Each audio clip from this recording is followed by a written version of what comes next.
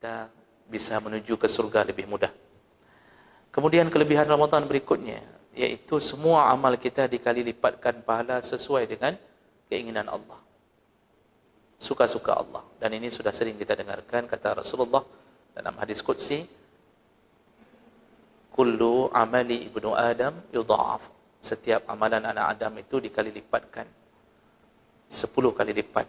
Satu al-jaza, satu kebaikan bi hasanati bi asyri amsalihah. Setiap kebaikan dibalas 10 kali lipat. Dan itu puncaknya bisa mencapai 700 kali lipat. Sesuai dengan kesusahan. Namun khusus Ramadan Allah membuat catatan. Setelah menyebutkan itu Allah mengatakan illa siyam, kecuali puasa Ramadan. Puasa itu milikku, Ramadan itu milikku, dan suka-suka aku. Wa ana ajzi bihi, suka-suka aku. Makanya orang yang Allah pilih untuk masuk surga dalam Ramadan, dengan amalan Ramadan yang dia andalkan pun dia bisa masuk surga. Walaupun sebelum Ramadan dia mungkin tidak terlalu hebat amalnya. Tapi begitu Ramadan memuncak amalnya.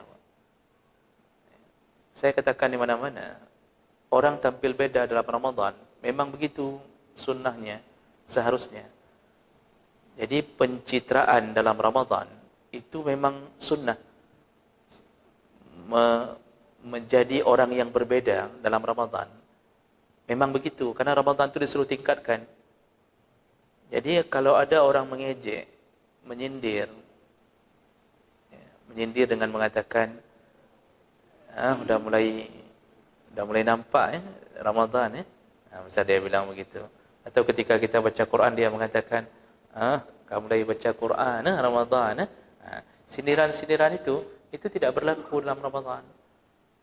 Karena memang begitu suruhannya untuk mencitrakan. Jadi enggak perlu nunggu 2024 untuk pencitraan. Dalam Ramadan ini memang harus mencitrakan. Oh, dibilang ria, enggak ada ria dalam Ramadan.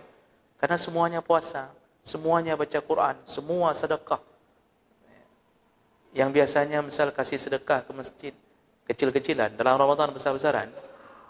Itu kalau pengurus mengatakan, hai, beda lagu, misal katanya, beda, sedekahnya Ramadan kok beda. Sindiran itu enggak berlaku, memang disuruh habis-habisan dalam Ramadan. Kenapa? Karena dalam Ramadan, semua pahala tidak dihitung lagi berdasarkan MOU antara Allah dan hamba. MOU antara Allah dan hamba, satu kebaikan 10 kali lipat. Paling tinggi 700 sesuai dengan kesusahannya. Ramadan enggak berlaku. Suka-suka Allah. Kalau Allah mengatakan engkau surga karena memuliakan Ramadanku, maka kita akan dapat surga di dalam jaminan Allah Subhanahu wa taala. Makanya muliakanlah Ramadan. Memang harus muliakan dengan amalan yang berbeda. Ini bagaimana cara memuliakan Ramadan sedangkan kita malam ke-10 udah enggak nampak lagi tarawih.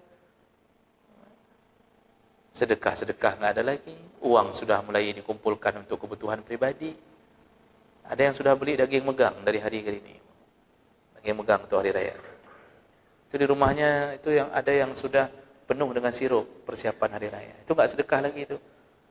Kan berlawanan, berbanding terbalik dengan harapan memuliakan Ramadan. Semakin 10 terakhir, itu semakin dahsyat pemberian Allah. Malah dihadirkan lagi nanti malam-malam terbaik. Makanya, hanya orang yang faham, berilmu, beriman, yang memanfaatkan Ramadan ini. Yang lain sudah mesti pro di jalan tu. Udah enggak tahu diri lagi. Waktu kita datang menjelang tarawih, dari maghrib ke isya, itu di lampu merah antri. Kita pikir semua ke masjid. Rupanya tidak semuanya ke masjid. Seperempatnya ke masjid. Yang lain tak kemana-mana itu. Duduk bersama, di mana-mana.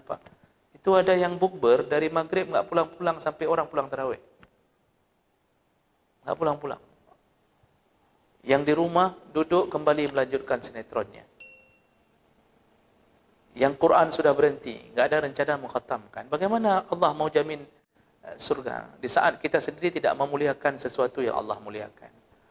Sekali lagi, Hanya orang yang teguh imannya yang akan melanjutkan perjuangan bersama Ramadan. Hanya mereka yang sanggup. Mereka tidak akan berhenti dari rumah-rumah Allah. Baik, yang terakhir untuk siang hari ini. Nanti kita lihat kesempatan sedikit untuk tanya jawab. Berikutnya, kelebihan Ramadan. Orang yang berpuasa dijamin mendapatkan 2 kebahagiaan. Ini sering kita dengar juga. Kata Rasulullah dalam hadis riwayat Bukhari Muslim, lis-shaim farhatan. Orang yang berpuasa itu ada 2 kebahagiaan yang dijanjikan, yaitu farhatun inda fitrih, yaitu dia bergembira, senang, bahagia ketika berbuka, wa farhatun inda liqa'i rabbih, dan senang ketika berjumpa dengan Tuhan, dengan Allah. Nah ini ada perkara yang perlu kita renungkan baik-baik. Nabi menyebutkan 2 kesenangan. Satu kesenangan yang berbentuk iftar, berbuka puasa. Pasti orang berpikir simpel begini, ya biasalah, memang senang lah. Karena orang udah 13 jam bertahan, nggak makan apa-apa. Waktu buka memang itu yang ditunggu. Itu kan terlalu sederhana. Kalau senang itu yang dapat untuk orang Ramadan. Coba pikirkan Bapak Ibu, kalau itu yang kita maksudkan, senang karena udah lama lapar, tiba-tiba berbuka, di luar Ramadan pun kayak gitu juga orang senang, kan? Misalnya kita pergi dari sini ke Banda Aceh, pagi makan, duhur udah lapar, pas sampai di sana turun, masuk ke warung, makan, senang kan? Senang. Berarti apa bedanya senang dengan senangnya orang yang berbuka puasa? Nggak ada beda kan? Sama-sama senang karena menahan lapar. Nah, ini terlalu simple kalau Allah memberikan itu, terlalu rendah kalau Allah memberikan itu untuk orang yang senang gara-gara berbuka. Coba fikirkan lebih dalam. Saya mengutip perkataan beberapa ahlul ilmi. Ternyata maksud Nabi senang ketika berbuka, itu bukan hanya sesimpel itu. Dia menahan diri tidak makan dan minum karena Allah. Lalu ketika Allah memberi kesempatan untuk kembali makan dan minum, muncul kesenangannya di waktu maghrib. Dan itu tidak berhenti di situ kesenangannya. Dia akan melanjutkan kesenangan itu di surga. Makanya surga itu ada 2 tipe kesenangan. Kita itu masuk surga ada 2 tipe kesenangan. Tipe pertama yaitu kita melanjutkan kesenangan yang tertahan di dunia. Jadi senang di surga itu yang pertama sambungan dari dunia. Bagaimana sambungan dari dunia? Ya kita tahan di dunia sebentar. Makan minum kita tahan sebentar. Syahwat kita tahan sebentar. Nanti semua yang kita tahan itu disediakan kembali di surga. Jadi enggak dihilangkan nih. Buktinya semua makanan dunia Allah sediakan kembali di akhirat. Wa fakihatin mimma yatakhayyarun wa lahmi tayrin mimma yashtahun. Semua buah-buahan yang engkau inginkan muncul kembali di surga. Semua daging yang engkau makan akan muncul kembali di surga. Berarti tipe A senang di surga melanjutkan senang di dunia yang kita tahan. Itu senangnya orang yang berpuasa. Dia tahan, enggak makan, enggak minum. Bukan hanya senang waktu berbuka, tapi senangnya dilanjut ke akhirat, semua yang dia tahan-tahan karena Allah, dilimpahkan Allah kembali kepadanya. Silahkan pilih. Kalau di dunia engkau berbuka puasa dengan kurma biasa, di surga engkau akan berbuka selama-lama dengan kurma apapun yang engkau suka.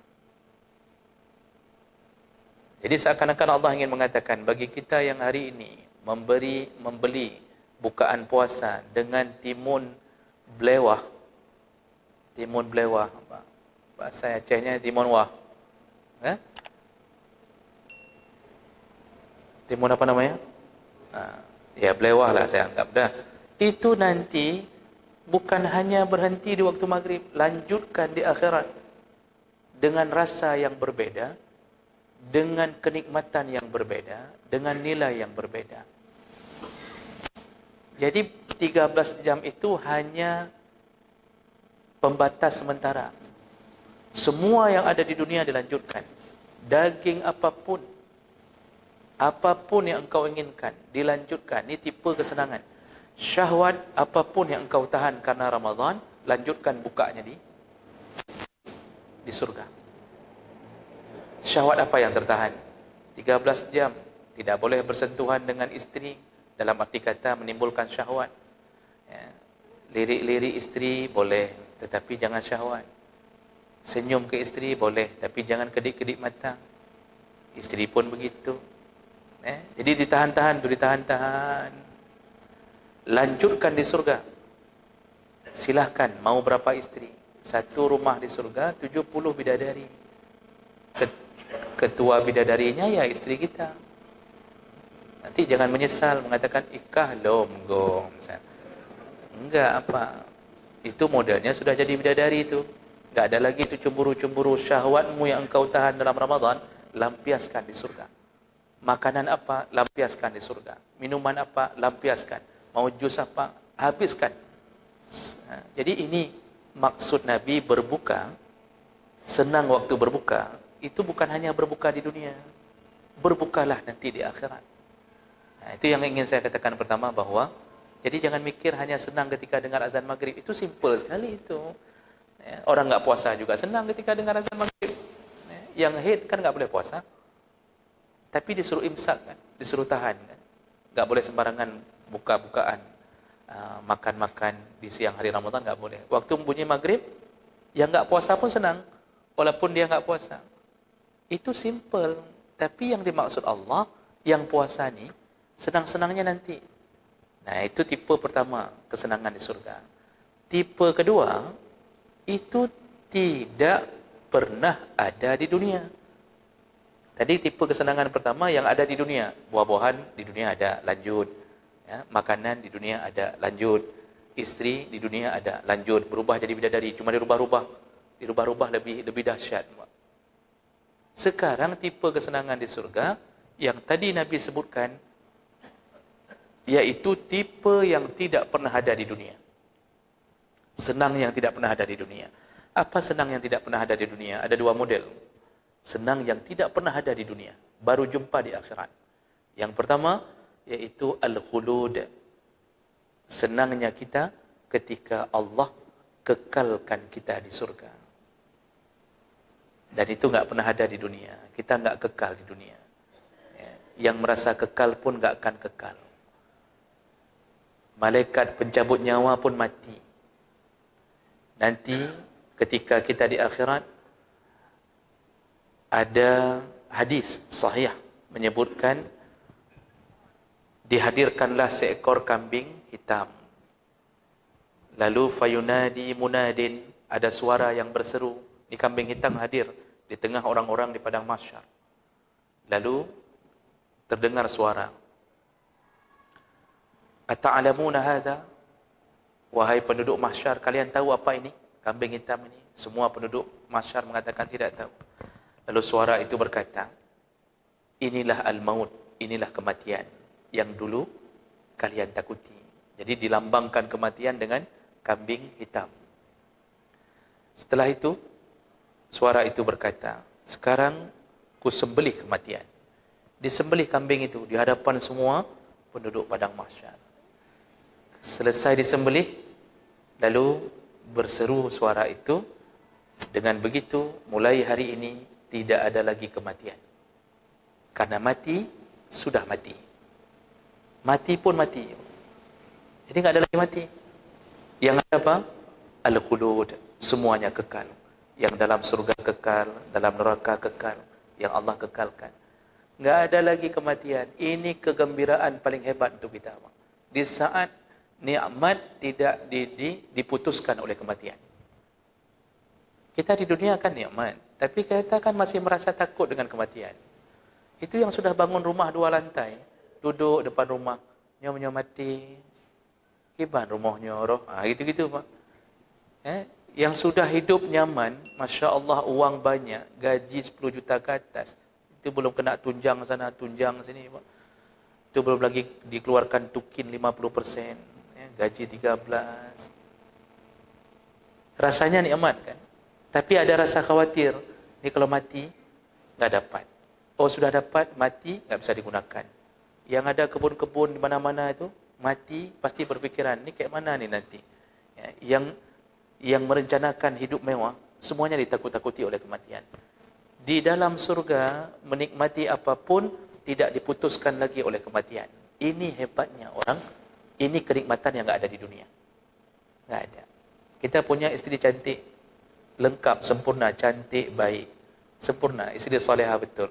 Ada rasa takut nggak Pak? Ada. Apa rasa takutnya? Kalau bukan dia mati duluan, kita mati duluan. Kalau dia mati duluan, bisa jadi dia yang lebih takut. Karena sudah dipastikan, kita pasti kawin lagi. Kan begitu kan Pak? Kalau kita mati duluan, kita juga takut dengan kematian itu. Ini istri secantik ini, akhirnya jadi milik orang lain juga. Kan begitu-begitu. Jadi kita ini nggak bebas. Senang kita nggak bebas. Di surga, Allah habiskan kematian. Ini kesenangan yang pertama yang tidak ada di dunia. Kesenangan kedua yang tidak pernah ada di dunia, yaitu bertemu dengan Allah Subhanahu wa ta'ala.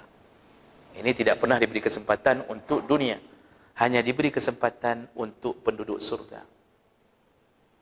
Ketika penduduk surga sedang bersenang-senang, inna ashabal jannatil yawma fi syughulin fakihun, semuanya sibuk dengan senang-senang, sibuk. Penduduk surga sibuk bersenang-senang. Kita hari ini sibuk cari uang untuk susah. Udah dapat uang, tinggal uang 500. Habis bayar kredit sana, kredit sini, bayar julu-julu, bayar ini, bayar itu, habis Pak. Dulu yang suruh ambil kredit istri, begitu tinggal uang 300 ribu, yang ceraikan juga istri. Kan cukup mantap hidup kita. Di sana sibuk bersenang-senang. Hum wa azwajuhum fi dhilalin 'alal araiki muttaqi'un. Semuanya pasangan suami istri, hari-hari mereka hanya berleha-leha di atas sofa-sofa, di atas dipan-dipan, berleha-leha di atas dipan-dipan, pagi, siang, sore, senang-senang saja itu. Cuma loncat-loncat di atas spring bed, loncat-loncat, itu loncat ke sungai lagi, loncat ke sungai madu, loncat ke sungai susu, terbang sana, hinggap di pohon, mirip monyet dah kayak gitu. Makan buah ini, makan buah itu, nggak ada sakit perutnya, nggak perlu dokter, nggak perlu macam-macam, nggak perlu lagi. Dokter-dokter pun nggak perlu dokter lagi. Nggak ada lagi. Sempurna.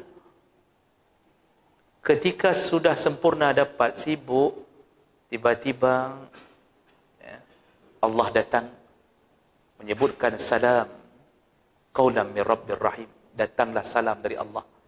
Nah, dalam hadis disebutkan ketika Allah datang pertama sekali disebutkan berbentuk cahaya yang penduduk surga bingung itu cahaya apa. Lalu kemudian penduduk surga bertanya, apa itu? Lalu Allah mengatakan, akulah pencipta kalian. Lalu penduduk surga mengatakan, bolehkah kami melihat wujudmu ya Allah? Lalu Allah mengatakan, lihatlah. Lalu dinampakkanlah wujud Allah yang asli. Begitu nampak wujud Allah yang asli, semua penduduk surga lupa dengan kesenangan surga. Tidak ada harga kesenangan surga dibandingkan senangnya melihat wujud Allah Subhanahu wa taala. Lengkap, sempurna kesenangan, puncak kesenangan. Surga makhluk Allah, maka kecil sekali surga itu kesenangannya dibandingkan dengan wujud Allah sendiri. Inilah kesenangan surga yang Nabi maksud dalam hadis, orang yang berpuasa mendapatkan dua kesenangan. Senang berbuka, itu sampai ke akhirat, jalan masuk surga. Senang ketika bertemu dengan Allah, dan itu hanya milik orang-orang yang berpuasa Ramadan dengan iman. Maka sekali lagi saya ingin ingatkan, mari berjuang selesaikan Ramadan dengan iman. Jangan terpedaya dengan tipuan-tipuan di luar Ramadan. Baik, itu hebatnya Ramadan yang datang kepada kita.